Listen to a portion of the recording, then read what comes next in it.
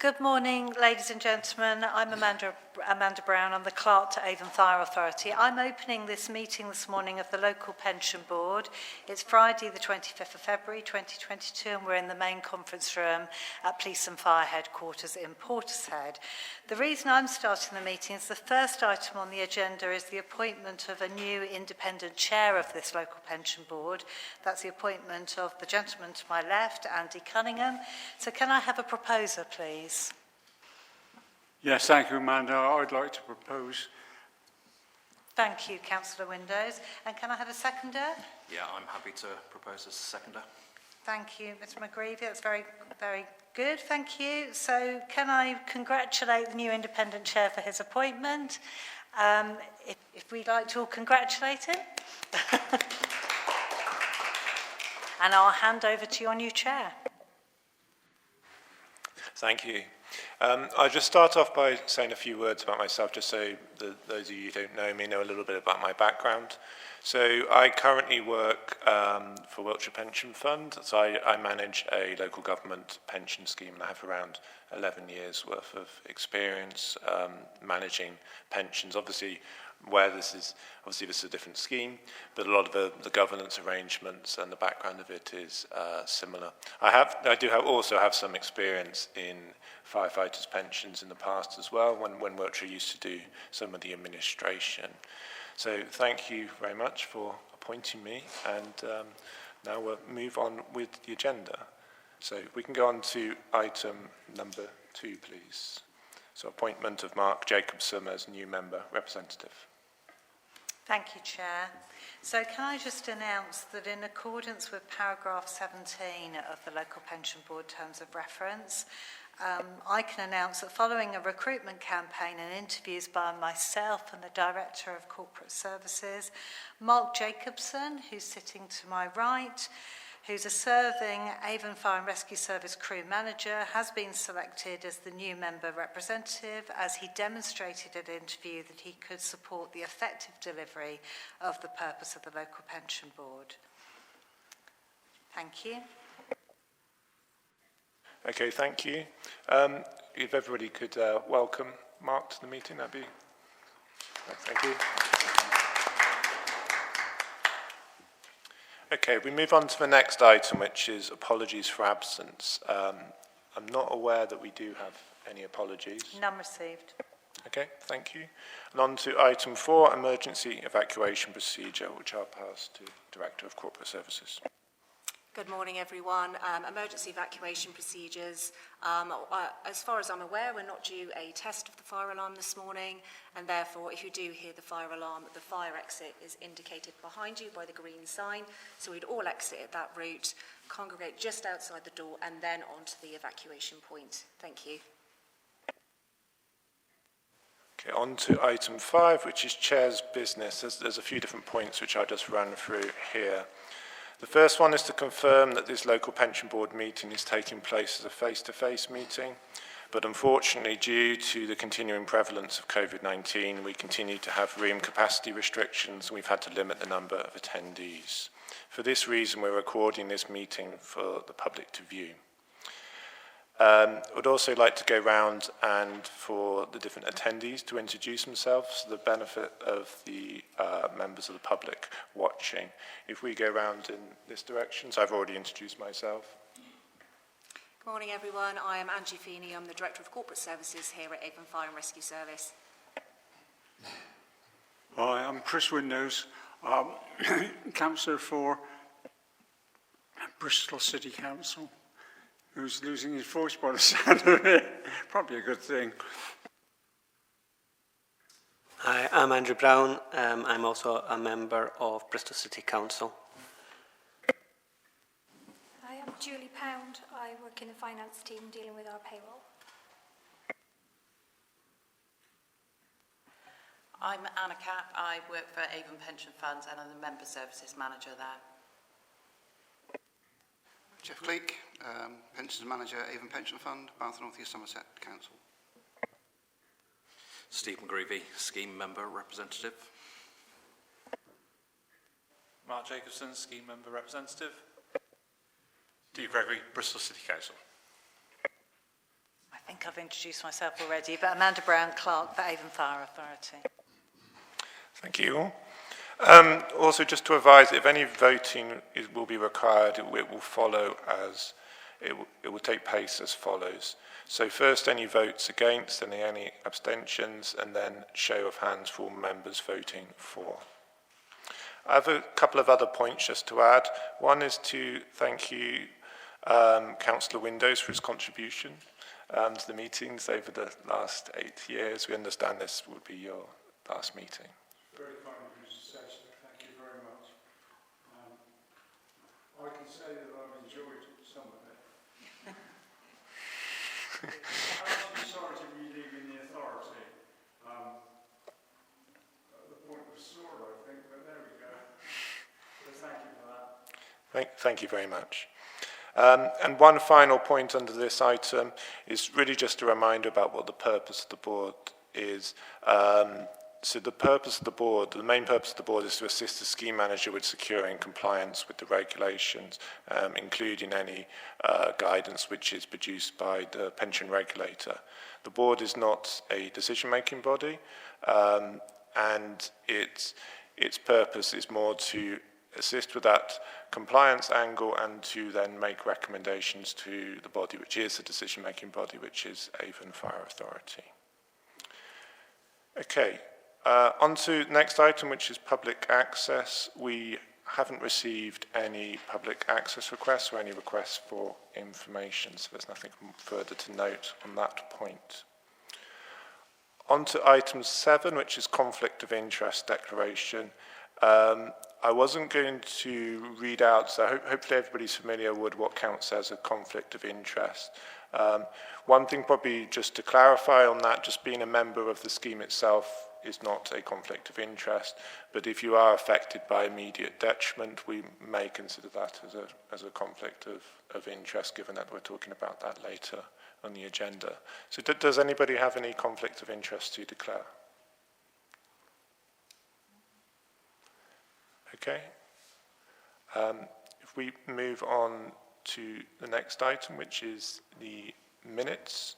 I'm going to pass this to Councillor Windows to introduce because I wasn't present at the last meeting.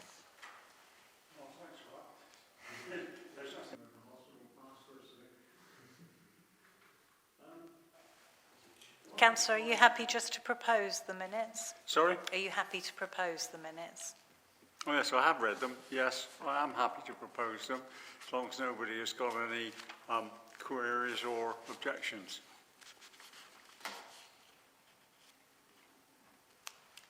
So in view of that, are you happy to second? Yeah, I'm happy to second the minutes. Thank you. Okay, do we have no objections, no abstentions? Okay, can we just vote to approve the minutes, please, by show of hands? Okay, thank you. Okay, if we go on to next item, which is regulatory and legislative update, we're going to pass over to Jeff to present this item. Thank you, Chair.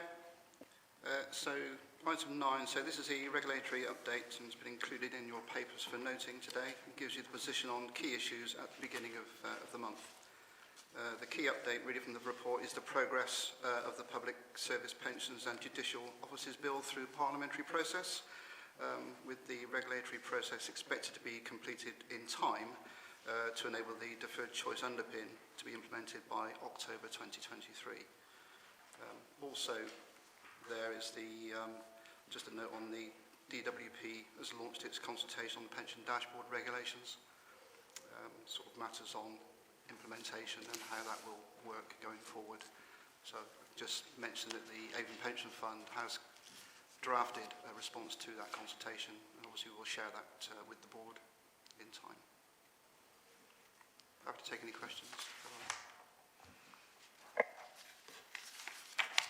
Any questions from board members? No?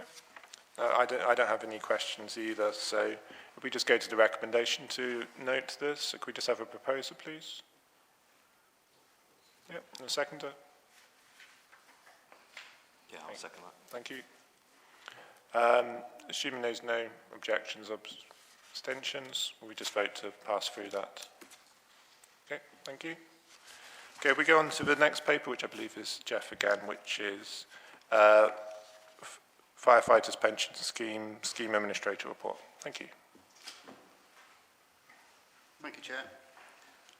So just to, obviously the paper I think is fairly self-explanatory, so it's covering off Avon Pension Fund performance with KPIs and a number of other issues that are noted in the paper. Just to kind of summarise where we are as a department at the moment, so we are currently have some temporary accommodation within Bath, within the Guildhall in Bath, because our own office now has been closed down for it's been propositioned, I think, as a kind of different hub. So we've got some temporary working arrangements with a limited number of workstations in Bath, and that will remain throughout the year. And we will not be returning to our Keynsham office at the end of that process. We will be looking for a new office accommodation, which probably will be in Keynsham.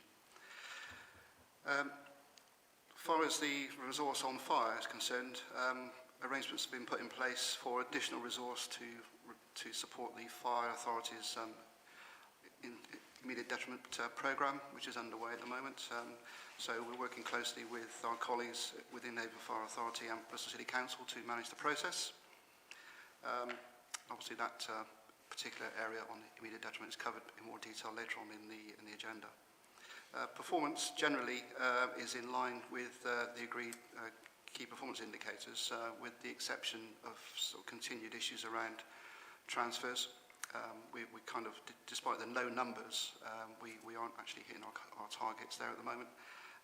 But that is due to the relatively new member of staff in place dealing with fire. So we've put some measures in place now to get around that to ensure that going forward we shouldn't have any further issues on transfers going forward, because really there's no need for it. I think that's mainly what I want to say. The rest of the paper is fairly self-explanatory, as I say. I'm quite happy to take questions. Any questions from board members? Yep.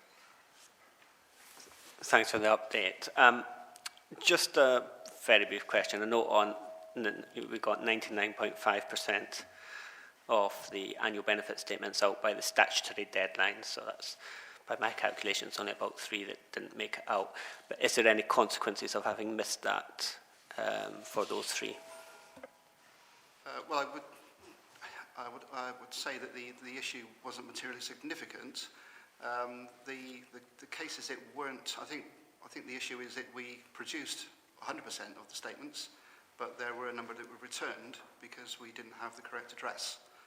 So those were the ones that were the issue. So they went out, but they weren't received, is what you're saying?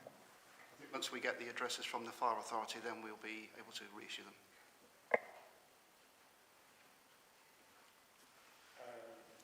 Okay, yeah, I was going to ask a question around that as well, because I was just going to ask, have they been resent? So are you still waiting for that from the fire authority? Yeah, but the information was only requested in the last week. Okay, all right, thank you. Does anybody else have any other questions? I've got a few questions just to add to this. So on paragraph 4.3, so regarding the pension savings statements, did the members which were referred to there, did they have sufficient carry forward allowance, or were they ones which there was a tax charge? And this, the sort of follow-on point to that was, if they did have some sort of tax charge, do you do any type of follow-up to make sure that they made a decision, or do you just leave that to them? So there were 4 members with tax charges. They've all been written to and given the appropriate advice or guidance. So we've had no further comeback on that. I know in the past, the Fire Authority has run a clinic, I think, or a session with Barnet Waddingham to cover off advice. I don't know whether the Fire Authority did that this year. Andrew, did the Fire Authority provide any additional information to members who'd gone over the annual allowance amounts? Not to my knowledge. Obviously, we have also been affected by the pandemic and stuff this year. I don't know whether my colleague Julie knows from the finance team. No, I don't believe there has been one in the last 18 months or so, I would say. I do remember attending one, which was principal officers. Just that one. So it's something that we'll be looking to pick back up again now. We're sort of getting back to more business as usual following the pandemic. Yeah, that's fine. I mean, obviously from a statutory point of view, you don't have to do anything more than that. It's more just whether you decide to, that's all. Yes.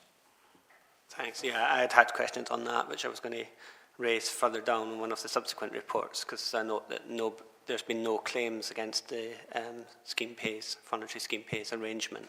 So I was going to ask, in terms of advice, I mean, presumably when you send them out, you sort of suggest people seek independent advice. Do you also include the scheme pays form?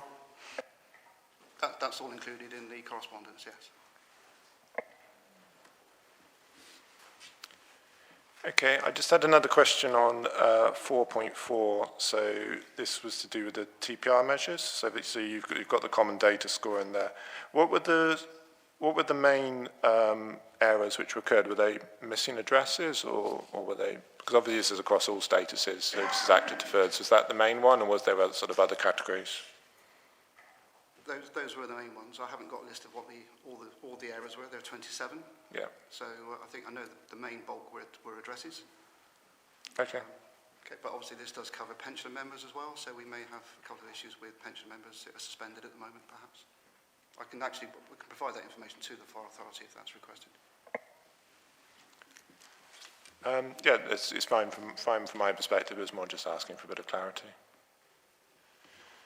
And probably final question that I had was just on 5.1, which was on the particular targets. On the ones for deaths, it was just a point of clarity in terms of what part of the process included. Is that the whole process from the notification to paying out any death benefits, which you seek to do in 5 days? So this is whereby we have the information within our own capacity to deal with. So we're not waiting for a third party to provide us with information. I know for the two cases in particular, these are deaths of pensioner members, not active members. But because of the historic nature of some of those members, we've got very restricted access to the office at the moment. The ability to go in and review microfiche has been quite difficult. So that has caused an issue, and it did cause an issue at the previous quarter meeting as well, or the previous Fire Authority meeting. So we have got accessibility issues, and that will continue until we actually do move into our own premises. Okay. That's all I had for questions. Any other members, board members have questions? Okay, if we can have a proposer just to note the report, please. Okay, thank you. And a seconder? Happy to second. Okay. I'm assuming no objections or abstentions based on the discussion, so we can just vote that through, please. Thank you. Okay, on to item 11, so scrutiny review and training report, which is Anja. Thank you, Chair. This is the Scrutiny and Review report, which is a standing agenda item for the Local Pension Board, and I've included training in this the report for this committee due to its links with the risk register. After noting the reports and the appendices, the report recommends that LPB considers whether it needs more information to assist with scrutiny, in particular the 5 key areas set out in paragraph 3.5 or the risk register at Appendix A, whether there are any additional risks, actions or controls that LPB consider to be needed to minimise the compliance risks highlighted in the risk register, again at Appendix A, and whether there are any additions, amends or questions to the work programme, which is at Appendix D. In addition, the report advises that LPB members inform the Chair of training completion for the population of the training log, which is at Appendix C, and remembering that training is one of the key controls in the risk register.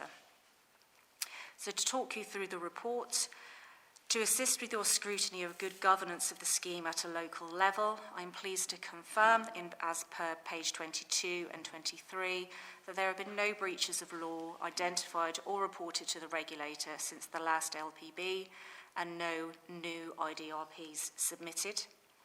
In addition, on page 25, with reference to the required deadlines, those have been achieved, or of the ones that are not quite yet upon us, the plans are in place for timely delivery of those. That is a positive position, given the difficulties being experienced with COVID-19 and the complexities of us also processing immediate detriment. However, it's of course important to note and balance that in this period, as documented on page 23, we have had a partially upheld IDRP and an upheld medical appeal on the compensation scheme benefits. The upheld part of the IDRP related to delays in pension payments. An apology was given. The reasons for the delay have been taken up with the relevant contractors and processes tightened to avoid a reoccurrence. With reference to the compensation scheme appeal, that was directed toward the medics who had made medical judgment upon which the authority is bound. However, any learning which refers to the administration or management of the scheme will be reviewed once that case is fully concluded. As you can see, that's still sort of going through the process at the moment, and reported back to the LPB. With reference to discretions and applications of those discretions, as indicated on page 22, there have been no discretions applied since the last SLB, but there is one under active consideration. And as per page 23, there have been no requests to apply the voluntary scheme pays policy, and you'll recall, as previously indicated, that policy was recommended to the AFA by LPB. With reference to the work programme, which is at Appendix D, there have been some changes, and with some actions completed and some deferred. The deferred have been highlighted in red, and largely those delay are because our ambitions are currently not met by our resources, with our pensions advisor now being a vacancy, which is going through a recruitment process actually this afternoon, and also the ongoing demands and complexity of processing immediate detriment. However, in considering which ones are deferred, I've been careful to prioritise resourcing our core tasking, including the LPB annual report and regular immediate detriment updates to LPB because of its specific scrutiny role. And finally, the risk register, your Appendix A, which is a key area of LPB focus.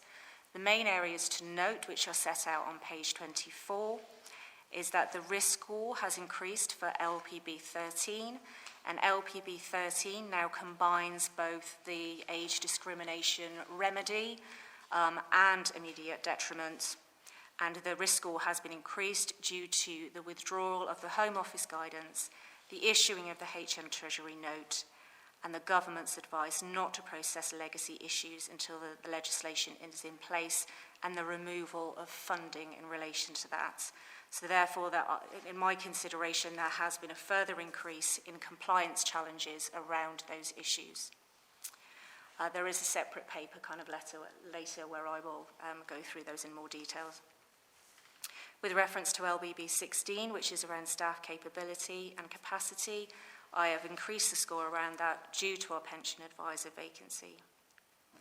There's been a new risk added around LPB 14, which refers to the Matthews O'Brien case and the implications of that.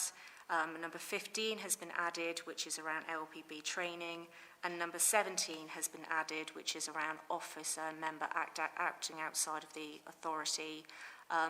Certainly the training and the officer member ones are based on my kind of best practice review of risk registers across other LPBs, and I've currently all assessed those ones as amber. For LPB 03, I've included auto-enrolment in that, in its risks and control, because that was a further gap that I kind of identified.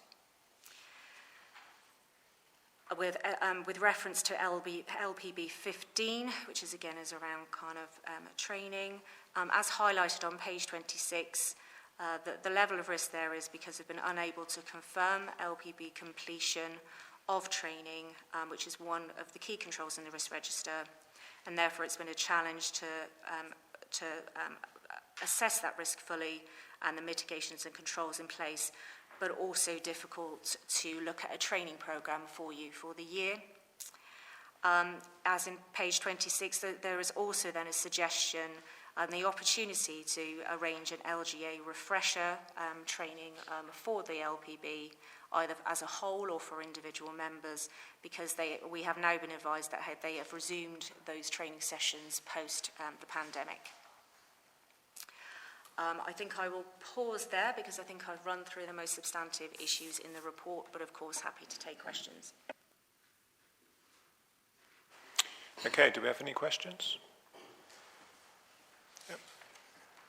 Thanks, Angie.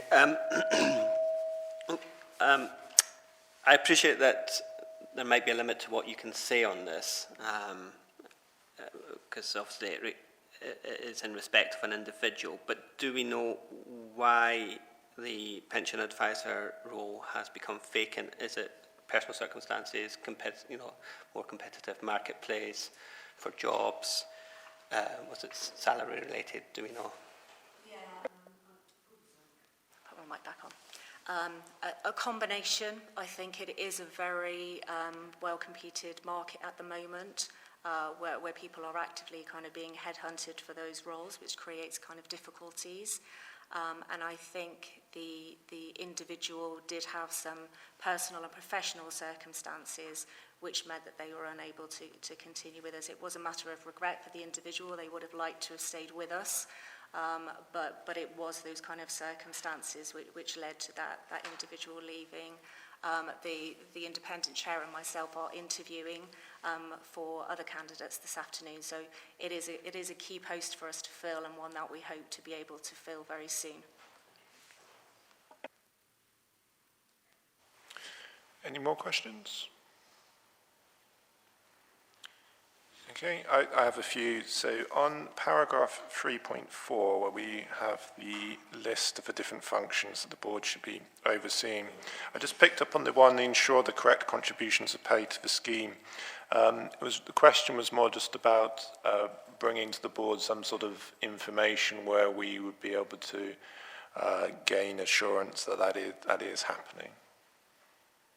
So the situation at the moment is that we have an external payroll provider, and they follow a prescribed methodology in terms of the correct contributions. That is then checked by the service with a double check that those contributions are correct at a kind of high level, and that's done both on a monthly basis and then on an annual check as well. And of course, both the external provider and ourselves are also kind of audited. So what I could do is provide an additional paragraph for future LPB scrutiny reports, which documents that process, if that would help with the scrutiny and assurance. Yeah, I think that would be useful from my perspective. If there was a paragraph just summarising the checks, and I guess on an ongoing basis for the board, it's just to see that those carry on and those remain in place, and if issues are there, that those are highlighted to us. I'm happy to do so. An element of it is included as the controls within the risk register, but I'm happy to draw that out in more detail in the report in the future. Thank you, Chair. Thank you.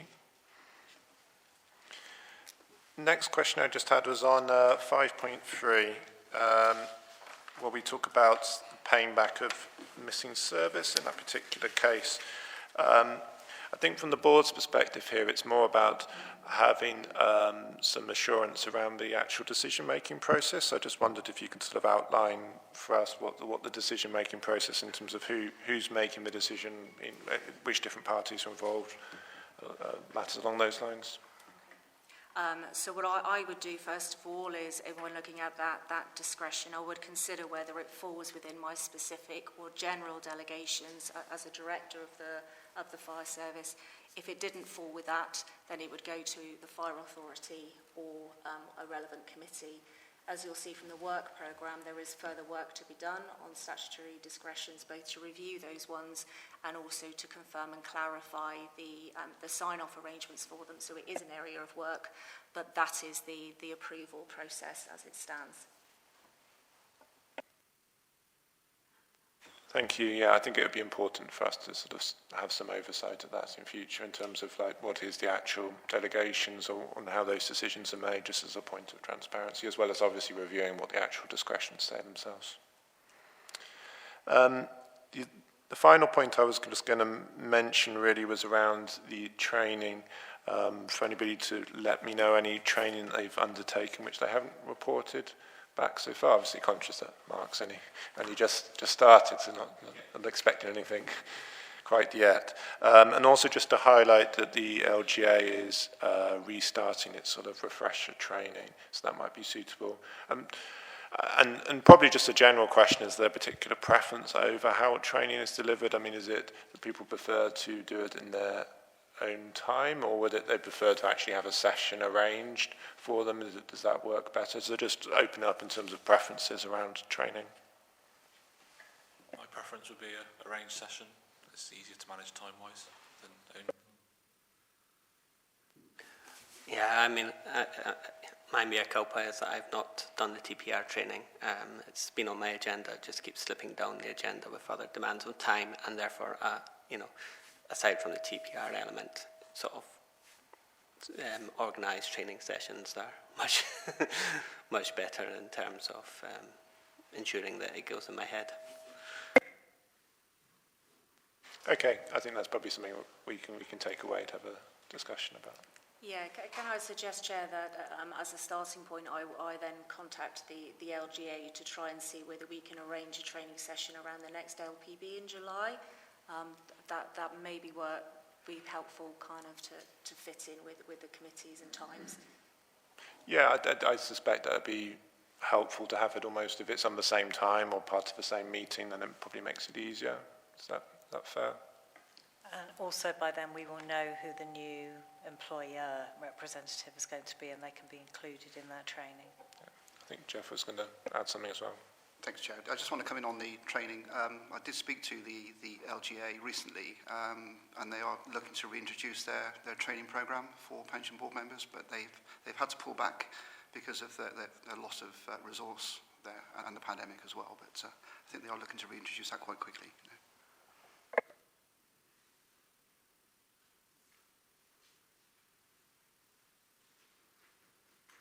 Okay, if we just go towards the recommendations, so there are some specific recommendations on this report in paragraph 2.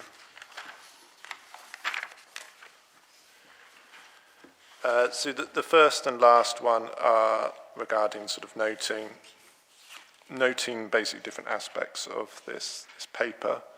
And then the other ones are to consider whether there's any more information that anybody wishes to be provided. So does anybody have anything else which they would like to add or request in relation to this item beyond what we've already discussed? And on D, so I'm guessing from the discussion we didn't have any more training which has been completed by anybody? No. Okay. So I think we're probably coming to the end of that item. So if we can have somebody to propose. Okay, and a seconder. Happy to second. Okay, thank you. Unless there's any objections, we'll move on to the next item. So item 12 on immediate detriment. Thank you, Chair. I recognise that with the complexities of immediate detriment, reports on immediate detriment also tend to be quite long and quite complex. So I will take you through the report and then take questions after that. So in view of the authority's ongoing delegation of the oversight of the administration of immediate detriment to LPB, this report reminds LPB of the Fire Authority decisions which were made in both June and December 21 and the basis of those decisions. It updates the LPB on any new guidance or developments that have taken place since the December 21 decision. It outlines the processes in place and in operation for ID processing for those due to retire, and that is a recap and update of the more detailed report provided to LPB in September 21. It also highlights particular matters which are under active consideration of the technical working group for an LPB view from a governance scheme and compliance perspective. and those are in relation to our current approach to tax relief. Estimates and calculations post-April 22, that being when there's auto transition for everyone into the 2015 scheme, and a particular issues we are looking at the moment around pension contribution holidays. So with reference to the recommendations, they are as described there, which is to consider the processes in place to administer ID cases, raise any questions or concerns in respect of the governance, compliance and administration of ID processing, consider the matter outlined in respect of ID cases with pension contributions holiday, and decide whether a decision on this matter needs to be referred to the Fire Authority, to decide whether to refer any other matters back to Fire Authority due to compliance concerns, and specifically whether LPB recommends Fire Authority further considers MOU adoption at this point. And for those who are not aware, I'll talk back through what the MOU is shortly, and whether LPB recommends Fire Authority revisits continuing with ID processing for forthcoming retirees at its next meeting. And I suppose the presumption with those ones is that a recommendation would be, because of a view of LPB, that there needs to be a change to the current position. The final one there is to decide whether to request that the internal auditors reconvene the planned audit of ID processing, and if so, at what point would be sensible for that within the audit year. So to take you through the report, first of all on the recap of Fire Authority decisions and the basis for those decisions. So the authority had previously considered ID, but June 2021 was the first key decision for us, because based on the guidance that had been issued at that point by LGA, the Home Office and the legal advice received, the Fire Authority decided to adopt the Home Office guidance. That enabled those coming up to retirement to access legacy scheme benefits for the period 2015 to 22, subject to certain conditions and exemptions. The conditions referred to the payments of owed contributions, and this was because the contribution rate for the 92 scheme was higher than the 15 scheme, and the signing of a compromise agreement to indicate that those members understood the risks and the potential future financial liabilities. In terms of the exemptions, these were cases which considered to have a higher degree of complexity, and they mirrored both what the exemptions in the Home Office guidance and also the legal advice received. And those included such categories as those with divorce sharing orders, cash equivalent transfer values, pension contribution holidays, tax complications, or where there would need to be an annual allowance reassessment. Whilst it was not in line with the Home Office advice at that time, following legal advice received, the authority also stopped tapering at that point. So it was no longer transitioning people into the 2015 scheme before, of course, the statutory change date of April 22. Staff communications were also sent around to that effect. At this point, while there were no guarantees, the indications were that the costs of immediate detriment would be funded by the government, including any administration costs involved in that, with an admin grant received. And in terms of tax complexity, whilst complicated tax cases were included in the exemptions, there weren't any particular guidance or discouraging noises on tax issues from either the Home Office, the LGA, or the HM Treasury. By December 21, the landscape had changed significantly, and in my view, as part of the government working through the detail of both the primary and the secondary legislation underpinning remedy and impacting on immediate detriment. So what we had first in October 21 was the LGA and the FBU developing a memorandum of understanding and an underpinning framework, which in recognitions of the difficulties for the fire service who had been handed this issue to deal with before 2023 legislation was in place, with incomplete guidance and no software in place, sought to provide a framework to process legacy scheme payments for more forthcoming retirees, so dealing with some of the complexities that I've indicated, for more of their issues, so for example around interest, and also to process immediate detriment for those already retired.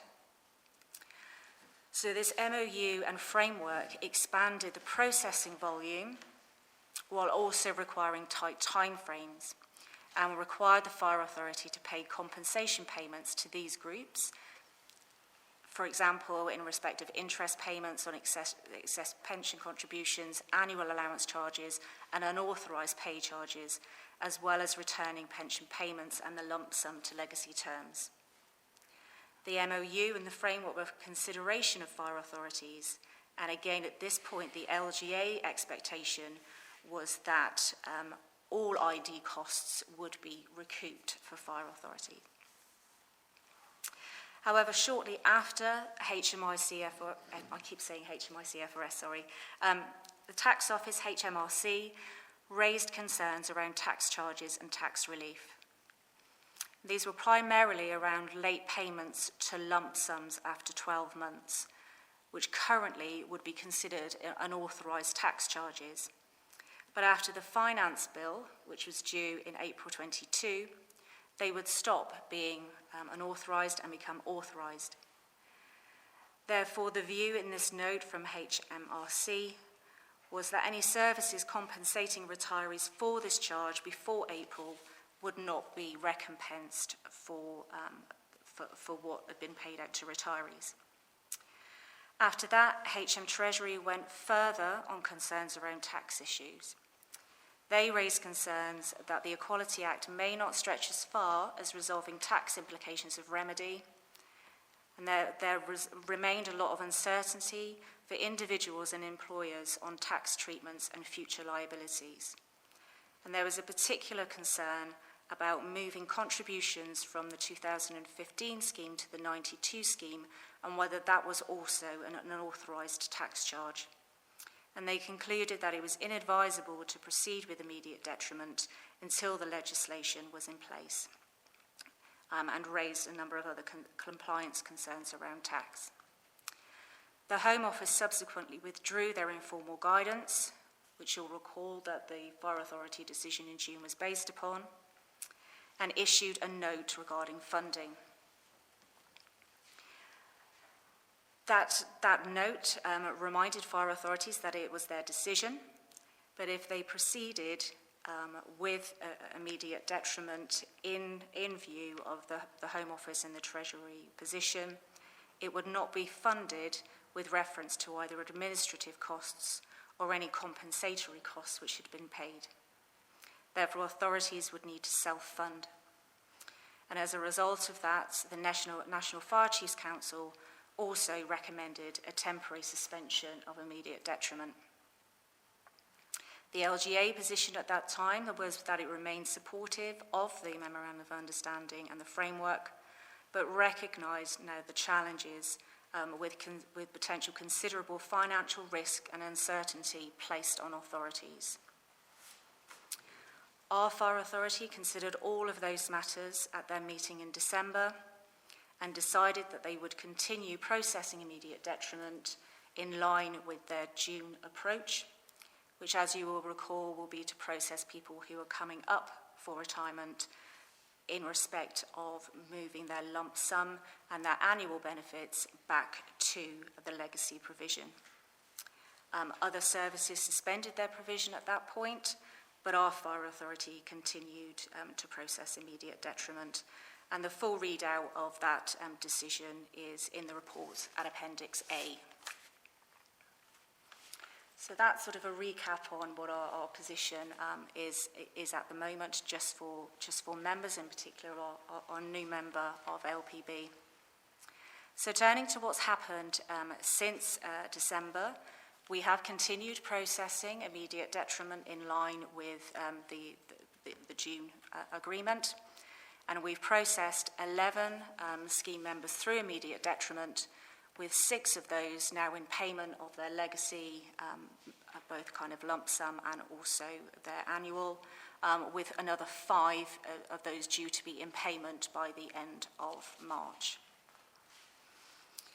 With reference to national updates, the Scheme Advisory Board, which is included in your pack at Appendix B, have written to HMT for clarification on the tax concerns raised, and in particular the issue I described there, which is around the notional transfer of benefits from the 15 to the 92 scheme, and about members being able to pay underpaid contributions with reference to the 92 scheme.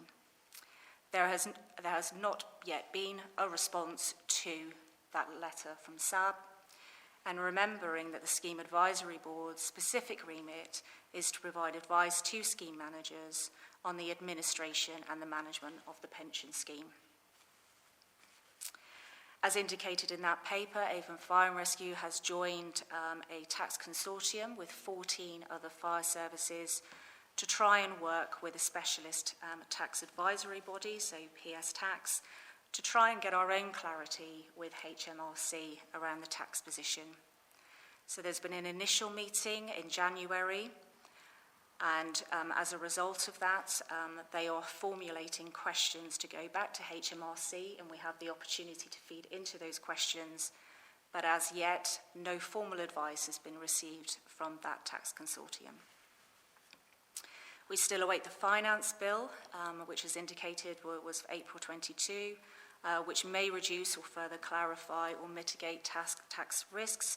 We don't know until we see that finance bill. The LGA have also received further legal advice. That advice is privileged, but I can proceed it as follows. It confirms that the legal powers for authorities to make payments under the Equality Act provisions remain, but repeats that it does not reconcile matters on tax as a consequence of the HMT and Home Office statements on tax advisability with reference to the processing of immediate detriment before legislation. And in combination with the withdrawal of funding, there remains significant financial risks in making compensation payments under immediate detriment, and it is now extremely unlikely that authorities doing so will have their costs refunded by government. And there remain significant questions about the tax position around lump sum arrears or paying back contributions.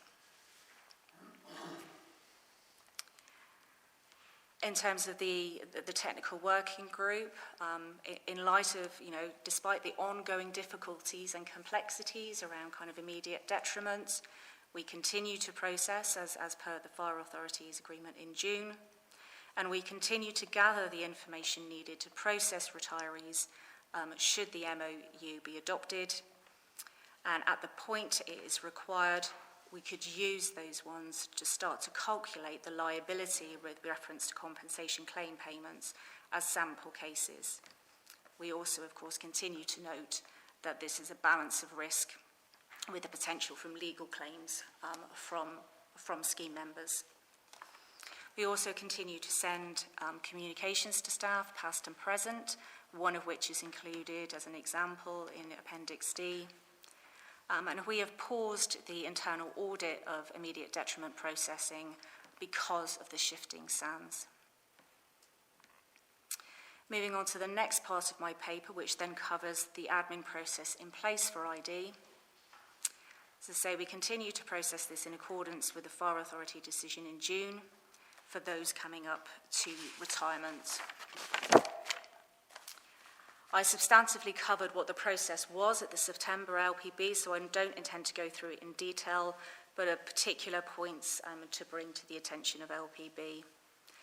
So the technical working group, which has been in place since April 21, and because of the complexity and the importance of the issue, is director-led, has considered and dealt with all the key parts involved in processing, and achieved a great deal in terms of establishing both the process for immediate detriment, the method of data collection and checks, the method of calculations, noting again that there is no national software, and establishing a processing time frame so scheme members understand the notice which needs to be given. Quality assurance processes have been put in place both at Bristol City Council, who provide a lot of the data as our payroll provider, and in Baines with reference to the production of the pension estimates for scheme members, and those are outlined in paragraph 5.10, page 61 of the paper. We've also paid attention to record keeping, recognising that there will need to be some unpicking of calculations in the future when there is full remedy, to ensure that those records are fully there to demonstrate and the calculations that have been used and their basis. And those are all kept on secure portals. Template letters and correspondence has been developed for scheme members throughout the kind of process, which includes the caveats and the unknowns and the potential implications for recalculations in future. A process has also been established with ACAS with reference to the compromise agreements, with the content of those ones following the legal advice. And those ones have been amended since December to make a provision with reference to the MOU to state that if at such point that the MOU is adopted, then that would then supersede the compromise agreement. That was some feedback from scheme members, which we were able to accommodate through the compromise agreement amends. We've also established checklists which ensure that all the required information, in particular that outstanding contributions have been paid and the settlement agreement has been signed, have all been received before immediate detriment payments are released. The provisions for complaints and breaches of reported have been established, and as described, none have been received since the last LPB. And in all of the above, there has been regard to the 6 key processes which are required by the TPR, which is in Appendix E of your report.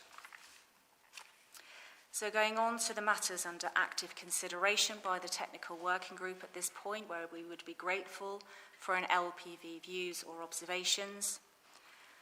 We are currently looking and preparing for ID processing after April 22, where of course the complexity increases because our estimates then need to include post 31st of March 22 service accrued in the 15 scheme. To help manage the tax liabilities in respect of forthcoming retirees, our approach is, following the HMT note, to no longer offer for the outstanding pension contributions to be paid from salary, so any matters of tax relief are then resolved in the full remedy and not now. This doesn't completely reduce all of the tax issues being raised, in particular this issue about 15 to 92 scheme being potentially an unauthorised payment, but it goes some way to limit some of the other risks with reference to tax relief. The report also confirms that none of the cases which have been processed before that Treasury note was received had tax relief applied, just because none of them fell within the timescales for that. And the template letters have been further amended to explain further the tax approach and risks, and I've set out an extract of that letter in the report. With reference to pension contributions holidays, as explained previously, and that these were one of the areas of exemption. As I've explained also in the report at paragraph 5.32 on page 65, the 92, just to try and explain what a pension contribution holiday is, the 92 scheme caps accrual at 30 years and with an expectation of a normal retirement age of 50. So therefore there was an issue with people who were joining at age 18 and 19, and due to those concerns, there was a change of regulations in 2016 that pension contributions would stop at the age 30 and until they reached the age of 50, which is termed a pension contribution holiday. So these scheme members were considered too complex to process in Home Office guidance and in turn exempt from ID processing under the Fire Authority arrangements. However, balancing risks, the working group have been actively reviewing whether it is possible to enable these members to go under immediate detriment. And our thoughts on that is that it may be possible to separate the issues of the contribution holiday from receiving legacy scheme lump sum and annual payments, with the holiday pension contribution holiday issue left until after remedy to resolve, but with the individual still receiving their 30 years pension lump sum and annual based on the legacy scheme. There is also a potential alternative option, which is to compensate at this point for the excess contributions paid, or for to compensate for the pension holiday, based on a best estimate of what that kind of looks like. And there is a potential then to go even further with that, to then offset what the individual is owed in terms of pension contribution holiday with what they owe us with reference to the 92 scheme. So there are 3 areas there which are under consideration. There is a small, it relates to a relatively small group, so in some respects kind of exposure and risk is limited, but irrespective of the smallness of group, when we get these queries in from our scheme members, we look at it as a technical working group to see whether we can do anything to resolve those difficulties, understanding the huge importance this has to the members involved. If the LPB consider that this group could be assisted to go under immediate detriment, and under which method, it would also be useful to discuss if that needs fire authority approval. To remind, it might be helpful to remind on that the exact wording of the June 21 Fire Authority Agreement is at paragraph 5.30 on page 64, and that says, unless the pension advisor, administrator advised that the calculation of the pension under the 92 scheme can be made without difficulties or uncertainty, decline to process claims within the ID category for more complicated cases. On pension contributions holiday, the calculation isn't complicated. It is based on a 30-year pension under legacy terms. The complexity is handling of the contributions owing. Finally, for consideration, which is on page 66 and 67 for LPB, is whether to ask the Fire Authority to, at this point, based on the discussion and what new guidance has or has not been received since December, whether to recommend that the Fire Authority at this point reconsiders adoption of the Memorandum of Understanding and Framework, or reconsiders ID processing. And as I kind of indicated in my assumption, I suppose the underpin from that would be that LPB was recommending in some way a change to what the current position was, either because of the new guidance which has or has not been received, or because you have some compliance concerns from what you've heard today in terms of ID processing. If the decision is not to go back to Fire Authority, there is also a consideration of whether to extend the ability for dual estimates, which was also agreed by the Fire Authority in December.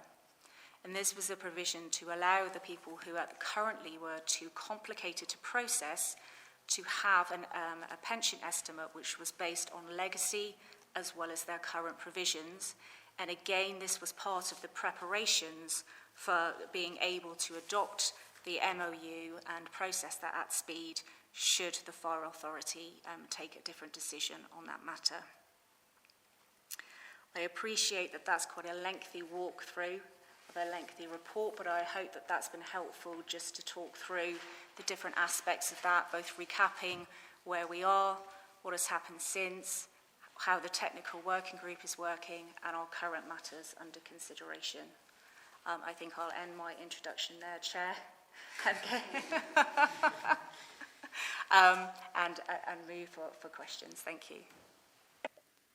Thank you. Yeah, I appreciate this is a complex matter, and I'll sort of reiterate obviously from the board's perspective, we have the difficult task of trying to help the scheme manager achieve compliance when we're put in a situation where you have conflicting legislation and you don't have a clear path to compliance, which is part of the reason why there is this level of complexity here. We go to the recommendations in a little bit, but before that, do people have not just questions, but have points of clarity? Because I'm aware this is quite complicated, so obviously it's important that we understand the different aspects of it. And some of that could come up when we go through the recommendation, but any questions, whether that, happy to take them now. Sorry, around pension holidays, if we're not paying out on immediate detriment, does that open us up to more claims of discrimination for age? Yeah, potentially.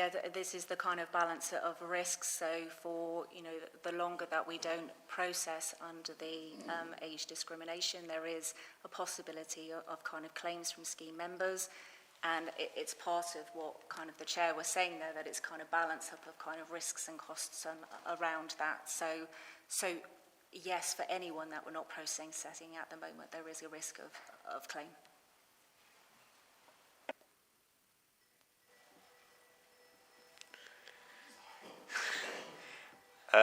Any more questions? Yes. Yeah, sorry, I've got a list of questions. I was just going to ask, with regards to the technical working group, there is a section in 5.3 where it says meeting records are available on request, but technical need to be significantly redacted. I'm not going to ask for those, but perhaps, and obviously, a lot of the work of the technical working group has been covered in this report, but I wonder if maybe it just should be a part of the workflow that there's a report back from the working group to this board to cover off those points. Yeah, so that's fine. I suppose I as the chair and director lead of the technical working group, that's in essence what I'm doing kind of through the report. But is there something additional that you would like, just so I'm clear, so I know what to provide for you at the next meeting? No, no. Okay, thank you. Yeah, I mean, obviously that's linked to the recommendations as well. I guess you were the same because you're talking about individual cases. It's difficult bringing that here. I mean, obviously you have minutes, but then I don't know whether your minutes are referring to particular individuals, which makes it difficult. Yeah, they would be. I mean, the whole thing around it's a technical working group. We do get into kind of, processing at this level, but also individual issues that we kind of are dealing with and monetary kind of information. So yes, it would be kind of heavily redacted. Okay, do we have any more questions, or should we go through the recommendations? I was going to go through the recommendations in order, and I'll set out about how we do that, because there might be discussions about the particular ones rather than deal with them as a group. But do you have any more questions before we do that?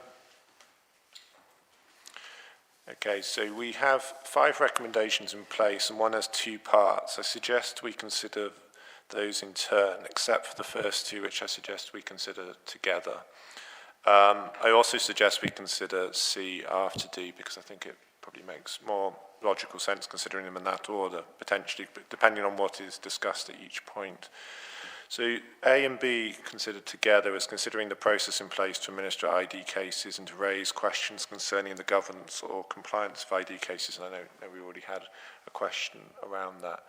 So do we have any questions or concerns around the governance or the administration of the technical working group? Anything along those lines? No? Okay, as I said, if we go on to D next rather than C, so I'll split it, if we approach this in each of its 2 parts separately. So the first one is whether the LPB recommends to Avon Fire Authority if they consider the adoption of the MOU, and if there is an individual who supports that viewpoint, it would probably be useful to just back up the reasoning and the thought process behind it as well, just to sort of enable the debate. So does anybody support that viewpoint of recommending to the Fire Authority to adopt the MOU?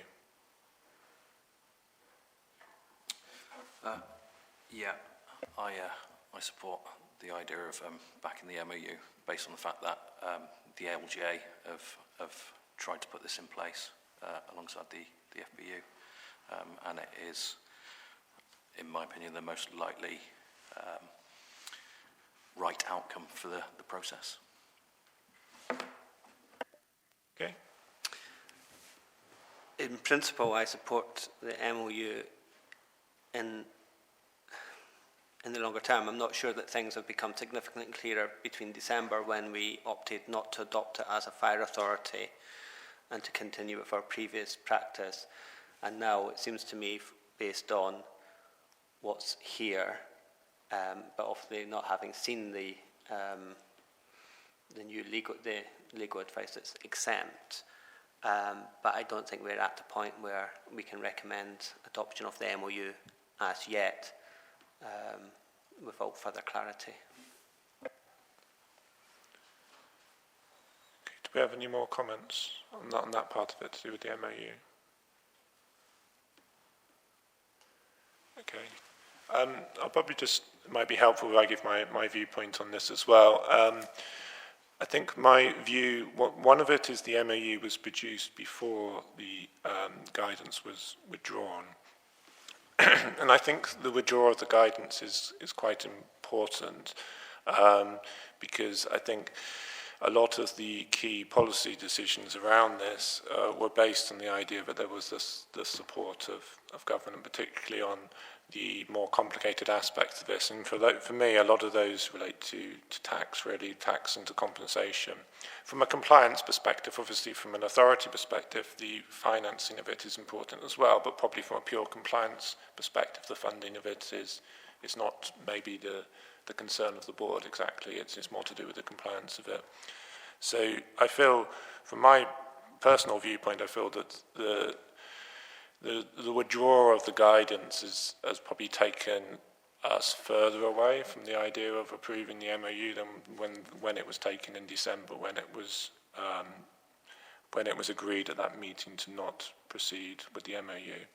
Certainly not in its entirety, and I think there's parts of the MOU which I don't feel are consistent with the advice there as well, which I think is the difficulty of trying to accept it in its entirety. That's just my personal viewpoint from a pensions perspective, but obviously this is open to the board. It's probably worth pointing out at this point, because we have a sort of split view that as a chair I don't have a vote, by the way, just to make you aware of it. So I'm feeding in and giving you my thoughts, but I don't vote on it. So I suggest we probably do go to a vote on this particular point about whether we recommend. So we maybe take the first vote on this and whether we recommend that we recommend to Avon Fire Authority that they adopt the MOU in its entirety as the first vote, and then we can take it from there depending on what happens on that. So the first one, so whether the LPB recommends that they take forward the MOU. So do we have objections to that? So i.e. not taking it, so objection would be not taking it. So we have one objection. Abstentions? A view one way or no view one way or another? Okay. Approval of that recommendation of taking it?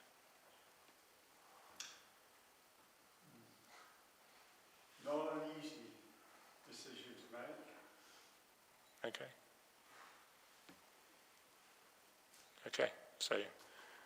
So we have a decision on that. So which probably makes the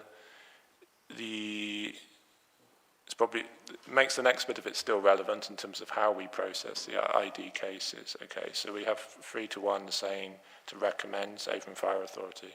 Obviously, I just point out at this point that obviously you're making a recommendation to Avon Fire Authority. Obviously, the decision still lies with them. So they may go with that, or they may adjust it, or they may not. Okay. So on the next bit of this was potentially becomes arguably less relevant in a way in terms of how we revisit continued ID cases, because part of that recommendation was whether we do more, which is obviously what the MOU would suggest we do, or whether we step backwards and do less, which would be ruled out essentially by what you've just approved on the last one. So I guess probably the question is we're saying we're going to that you want to recommend taking forward the MOU, and is the idea in its entirety, bearing in mind that there's a split in cases as well between the ones which we're doing at the moment, which are like the Category 1 cases, which are basically people who haven't retired yet. Is the part of the recommendation to include not just those, but the people who have already retired as well? So probably just a clarity on that, I probably should have asked that before we did the vote on the last one. So if we're talking it's in its entirety, we mean both sets, both categories of people? Yes. Okay. So I think we'll count that as being included in that last vote then. So the MOU in its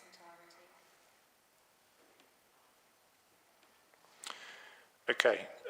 If we move on to the next part of this, which I suggested afterwards, because obviously I didn't know how this discussion was going to pan out on D, which was in considering the matter in relation to contribution holidays, which I don't have the MOU in front of me, but I'm assuming that the MOU in itself would actually cover the approach to contributions holidays within it. The MOU approach is the second one that I outlined in terms of our options, which is that we seek to compensate based on a best guesstimate of the pension contribution.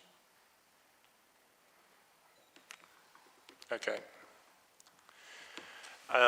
It's probably also worth considering at this point, I know not to try and add complexity to this, but if the MOU is not approved by Avon Fire Authority, it's probably useful to think about what we'd recommend in relation to this, if that's the case.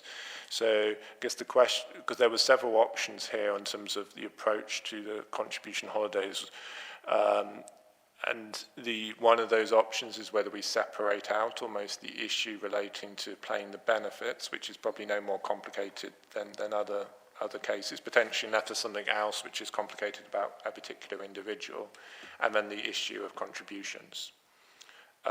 Or whether we do what is in the MOU type approach, which is trying to deal with the issue of contributions in a way which is trying to get as close to the position the person would have been in if they stayed in the 92 scheme the whole way through, but with the difficulties of the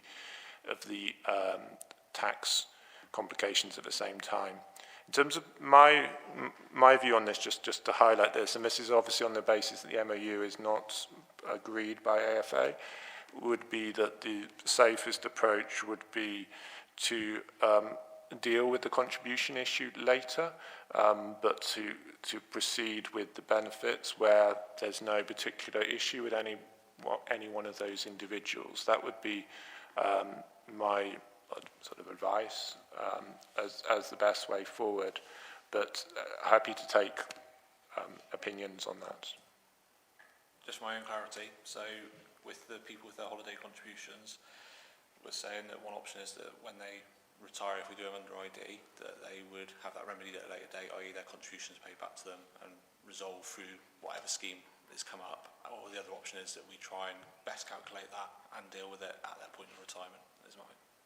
Yeah, so so on one basis you basically do nothing to do with the contributions. You know it's not correct, but you don't try and remedy that at this point in time, and you just pay out the benefits that they would have received if they'd been in, say, the 92 scheme throughout. The other option would be that you try and do some approach to working out what the contribution should be done now, which brings it into the sort of complications that we have, particularly around tax and tax relief. Clarified what? Okay. Yeah. Sorry. Did you want to add anything? Only because I know the scheme members and staff kind of involved. I think there is a danger of not being able to resolve those ones if we need to, in time for their retirement, if we need to wait for a fire authority decision. So I suppose there is then a two-step around that, which is to at least enable those people to go now with their legacy lump sum and their annual. And then if the MOU is adopted, see whether we can do anything at that kind of point. But I have, just because I know the scheme members and when they're intending to retire, just a note of caution around timescales around this going back to Fire Authority. Obviously, your recommendation is your recommendation, but just because I know the details of the individuals. Yes, so I think what we were saying with the previous approval by the Avon Fire Authority is that we believe it's of sufficient scope that we could potentially deal with the benefits aspect of the contribution holidays without going back to them. Is that correct? I believe it is. We have our clerk with us, but I believe it is in terms of the exactness of what was agreed in June, because it refers to us. It refers to us not processing complicated cases if there is an issue raised by our pension administrator on their complexity. And of course, the complexity here isn't on the pension aspect, it's on how we deal with the pension contribution. So in my view, there is then leeway within that to separate the two issues without going outside of it. But I do defer to our clerk who's helpfully with us today for review. Thank you, Angie. Yes, I think, so if we remind ourselves of paragraph 5.30 of the report, I think this is the most helpful section because it's an extract from the decision which was made by the full Fire Authority in June last year. And it basically gives the pension administrator the flexibility that it needed to deal with cases if it deemed that they were possible to be dealt with. So what it's saying is, unless the pension administrator advises that the calculation of the pension under the 1992 FPS can be made without difficulties and or uncertainties, decline to process claims. So I think what you could do as a board is you could recommend to the pension administrator that they look at these particular cases and come up with a way where they can still process under the legacy scheme. And I think the proposal suggested by Angie sounds entirely sensible, which is to separate out that contribution holiday so that it is caught up with later when the new legislation is in place. So I don't think you necessarily need to wait for a Fire Authority meeting to do that, because the Fire Authority has already given the pension administrator that flexibility. So I think you could just recommend to the pension administrators that we find a solution for that. Chair, does that sound appropriate? Yeah, I think it'd probably be useful to bring in Baines at this point, just because we're making some assumptions about the complexity, so it'd probably be useful to hear your viewpoint about on the contribution holidays aspect of this in particular. From the administration side of things, you know, that sounds reasonable to not have to get involved with the tax implications around the contributions that shouldn't have never been paid.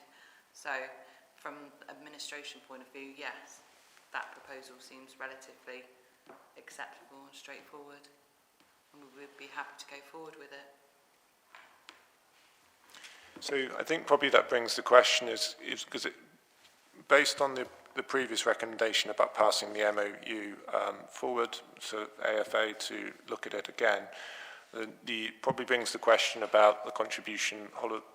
I think we're almost saying we almost probably need to separate it a little bit to avoid a delay to the people concerned, but it's probably more a question of how late that second step happens, whether it happens if, for example, Avon Fire Authority approved the MOU, then that would happen sooner, but otherwise it would happen sometime later. It would be the question. So I think that's what we're probably considering as the recommendation. So basically, are we happy processing those cases in some respect, whether they're separated, the cases with contribution holiday, on the basis that we've heard that they're not There's not anything more complicated about it. And then the decision about how much later the contributions aspect is dealt with will be effectively determined by AFA, because whether it's a little bit after or somewhat later. Is that clear? I know, I appreciate that all of this is fairly complicated, but is that clear what I meant by that? It may be worth mentioning that the next Fire Authority meeting is the 30th of March. We have quite a long lead time into these meetings in terms of the preparation of papers, so normally they're done about a month in advance. So we're already running out of time, but I've sort of recognised that there will be an immediate detriment paper. So I think in many ways making a decision today about those categories will help just get that started, and you won't have to wait for that meeting on the 30th of March. Shall I just try and jot down some sort of resolution for us to vote on? Yeah, I think that would be helpful, because I'm mindful that whilst this is being recorded, that we're probably just being really clear on what it is we're actually putting forward, because this is something, because obviously because of the previous decision on the recommendation, we're having to change the wording of what is written here in terms of the actual recommendation. I think something along the lines of, because at the moment it says consider the matter outlined with pension contribution holidays, we could put having considered ID cases with complications regarding immediate detriment cases with pension contribution holidays, to decide to direct the pension administrators to exercise their discretion in accordance with the Fire Authority decision of, I think it's 30th of June 2021, to process immediate detriment cases by separating out, I don't know if that's the right wording, Anna, but separating out the pension contribution holiday aspect. Would that cover it? Or? Yeah, I think it would. I think because you're looking at those people that should never have paid those contributions, however they have paid 2015 contributions and now are trying to buy back into the 92 scheme by way of, you know, if they're, it is complicated, but and the aspect of the fact that there isn't going to be the tax relief for them, it's, yeah, I don't know. So let me recap, so I've been scribbling. I think that before the kind of recap, I think the only thing that I would have a question mark about, which is about the pension administrator exercising their discretion.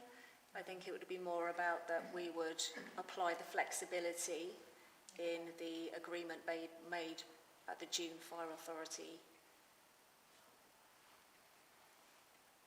To apply the flexibility.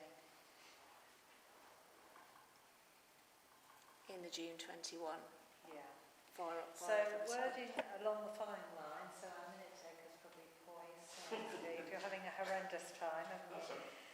So having considered the complexities of immediate detriment cases with pension contribution holidays, to decide to ask the pension administrators to apply the flexibility decided at the Fire Authority meeting of 30th of June 2021 in order to process those immediate detriment cases by separating out the pension contribution holiday aspect. Does that sound okay? It's only just being clear that this is only applying to those with a pension contribution who are complex because of a pension contribution holiday, that they can be resolved through the separation of the Shall we circulate a resolution after the meeting and get the wording right? Because we know what we're trying to achieve, because rather than try and go through hundreds of versions now, but what I think you're deciding, and obviously we haven't had a vote yet, but I think what you're directing us to do is to ask the pension administrators to use the flexibility already allowed by the Fire Authority decision review. And to do that, that means it's easier for them to separate out that pension contribution holiday allowance.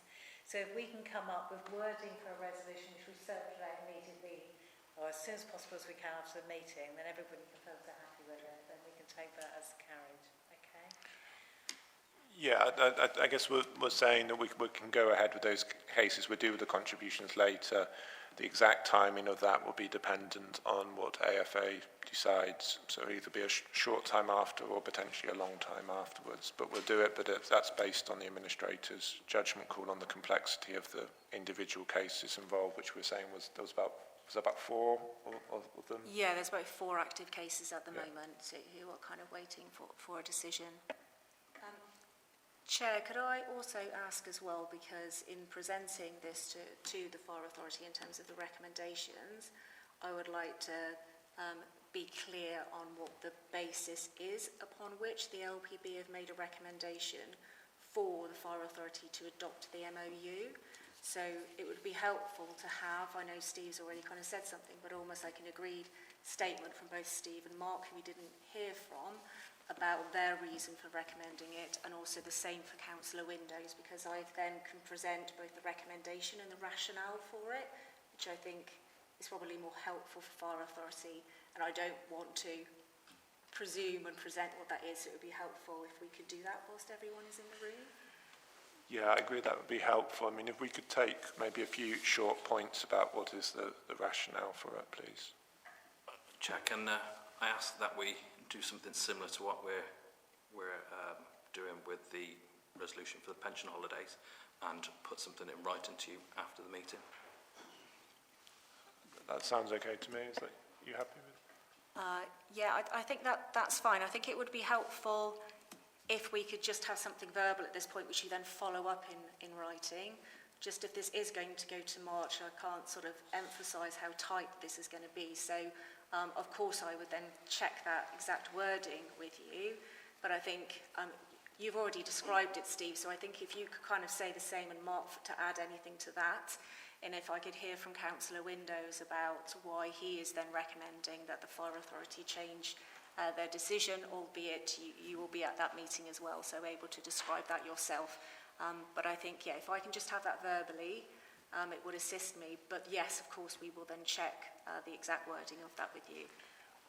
What would be your time frames for needing the wording if we're doing that bit separate stage of it, just to be able to make it in time for that meeting? Within days.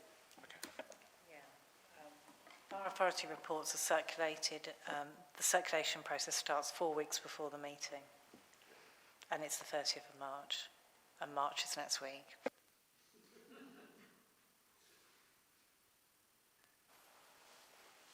Okay, so I propose that the MOU is accepted for a number of reasons.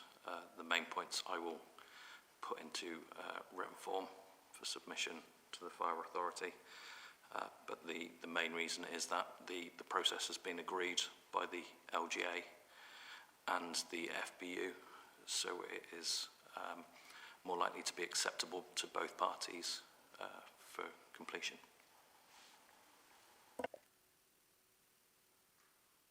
The same, just echo with Steve, with the MOU has been agreed, and that it would be more acceptable as well to both parties, so a similar viewpoint.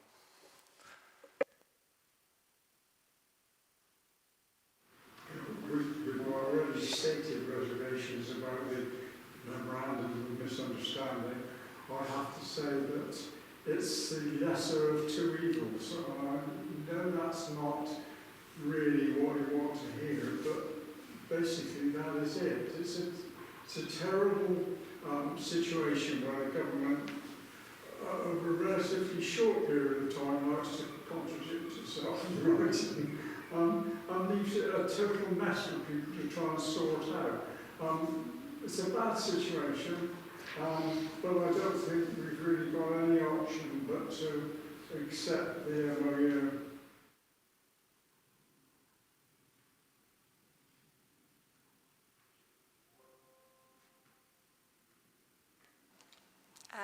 Thank you. I think that gives me enough to... I don't know whether you want to check any compliance points, with reference to the role of the LPB and what it was around kind of compliance. Not hearing anything around compliance in either of those two, but I think I've got enough there to start to craft something pending, something written. I guess we're seeing that as a balance of risk argument. I mean, obviously, reiterating the point that we said earlier, obviously the board is a compliance function, but obviously, and the FBU will have a certain viewpoint. Obviously, the LGA comes in from a different viewpoint, and fire authorities would each have their own viewpoints around this. So, and probably on a obviously as we said, I mean, we've done the vote already, but our function is on the compliance aspect. So, you taking comfort from that is it a good approach to compliance because of the LGA support? Is that the? Yeah. Okay. Okay, on the final recommendation we have here is about whether to, and this probably just in terms of the background to this, at the last LPB meeting before things like the MOU was produced in terms of a point of context and timing, it was agreed that internal auditors would review the process in place to actually go through different cases, and then that didn't happen because of the various changes, because events afterwards. So it's bringing back the question about whether to review the internal auditors, reconvene the planned audits, and if so, when. So probably we didn't cover this, I think, in the earlier discussion. I think one of the challenge which was there before, I think potentially is still there in terms of actually bringing in an auditor to look at the process when the process is in a period of change is difficult. So there's probably a question of whether if that's going to be valuable and the amount of time it might take to put that in place, like for example of deciding to put auditors in place or not. But so there might be so I think in principle, obviously having auditors review a process is good, but in terms of actual practicalities, there's probably a question about whether they should do it now or not. That's just, that's my view. So just thoughts of board members, please, on that one. Before we go, because I'm conscious we didn't actually discuss that element of it before we got to the recommendations. Yeah, I guess part of the answer to this will depend on what the fire authority opts to do, given that we're now sending back deliberation on the memorandum of understanding. I mean, I would suggest if nothing further changes, then the audit should go ahead. But if the MOU is introduced, then it might need to be a bit further down the line once that process has been established and put in place. But obviously those things are outside our control. Do we have support for that? Yeah, I'd support Councillor Brown's view. Okay, so maybe if we vote on that one as a sort of amended recommendation, so it's a kind of conditional approach to the audit, that if the decision of Avon Fire Authority is to make no changes to the process, i.e. not adopt the MOU, then we will ask internal auditors to reconvene. If they opt to adopt the MOU or something sort of in between which changes the process, then we'll delay asking auditors to reconvene until such time as the process is relatively static. So words to that effect. So I know I'm just I'm verbally saying a motion here almost, but if we can vote, maybe we can vote on that. Do we need to have write that down in specific words, or we? I've written it down. Okay. Yes. Okay, but I think everybody's clear what we mean by that. So but tell me if we're otherwise. Okay. So any objections to that? Abstentions? Okay. Approval? Okay. Thank you.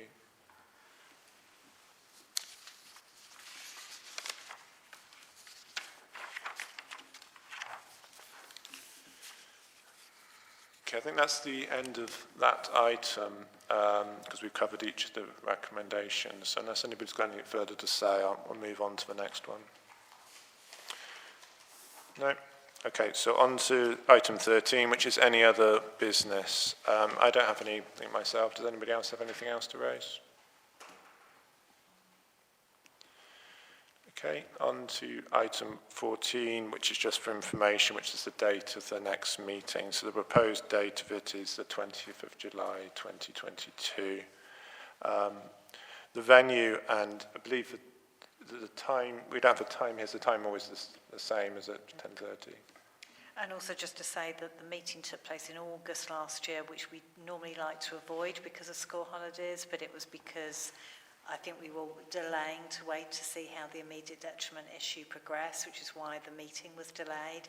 But it's normally January and July, but unusually it's February and July, which seems a bit weird. But it's because the last meeting last year was a bit later than usual. Yeah, possibly slightly unhelpfully in terms of timing, but I just realised something at this point in time. Is one other point to consider is what sort of circumstances we might want to stand up an LPB, depending on what sort of key event. So there's that question mark. Obviously, that's partly a matter for me and for the scheme manager to decide. But are there any particular circumstances where the board would like an additional LPB to be stood up? For example, depending on what the fire authority say, or other events, i.e. information released, any particular comments on that, or do you just want to leave that to our judgment call outside of the meetings? I'm personally happy for your discretion, and if you think any important information comes forward then that we need to consider, then wait till that point. There is a process in the Constitution for requesting a meeting. Yeah, so, I probably should have asked that before. So we can engage that process. So if people contact me as clerk to say that they feel that a meeting is appropriate, we can look at ensure the process is engaged. Okay. And I assume that process can also be engaged by you if you feel that there's something as clerk or between the clerk and independent chair. I think we always have in the back of our mind, particularly for immediate detriment, whether it can wait to the next meeting or whether we need to bring forward an extraordinary meeting, which we have done with the fire authority previously as well. So, yeah, but it's always in the back of our minds, can it wait or is it more urgent than that? Yeah, so to just probably clarify my remark, I mean, obviously, if we felt it, we would just raise one anyway. I was more just asking for any thoughts and any particular triggers that you would want. But I mean, if we felt it was necessary, we would raise one.